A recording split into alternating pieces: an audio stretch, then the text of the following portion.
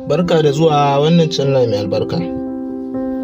Danna subscribe, sannan sai ka danna ƙararrawar sanarwa domin samun sabbin shirye-shiryenmu a kodayaushe da zarar mun ɗora. Mun gode. A'udhu billahi minash shaitanir rajim. Bismillahir rahmanir rahim. Assalamu alaikum warahmatullahi ta'ala wa barakatuhu. Yan uwa, barkanmu da wannan lokaci. Insha Allah ta'ala yau ma da yadda Allah ta'ala ga mu dauke da wasu turaruka manya da muka kawo domin mu nuna yan uwa watakila akwai masu bukata.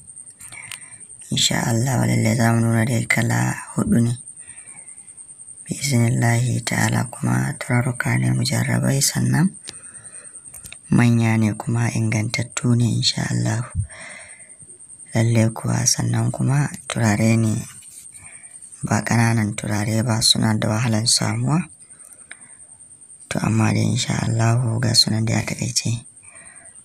Na farko shine wato shuhurul jinni mai katako. Lalle kuwa kun ga yanda yake insha Allah. Lalle turaren yana da kyau sosai.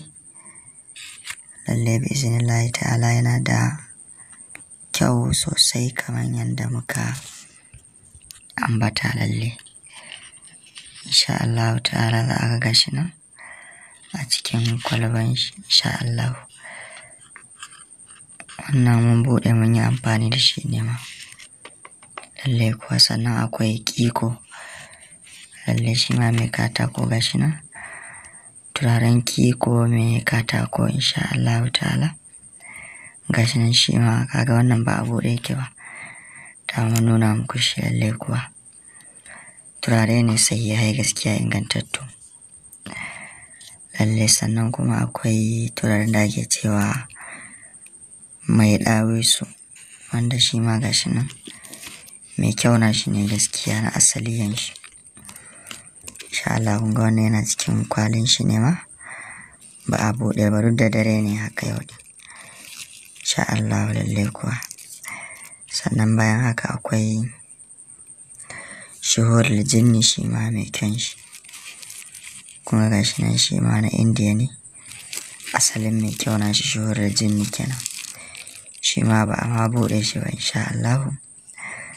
Nace to bari nuna yan uwa watakila akwai masu bukata, kuma akwai turaruka ne kala-kala gaskiya insha Allah. Duk lokacin da wani tashi nema ko Allah ya sa yana nema, to aka tuntube mu bi iznillahi ta'ala za a iya samu a wajenmu insha Allah. Allah ya taimake mu gaba ɗaya. A ran muka zo ƙarshen wannan bidiyon ɗin kenan. Masha Allah. Barka da zuwa wannan channel mai albarka.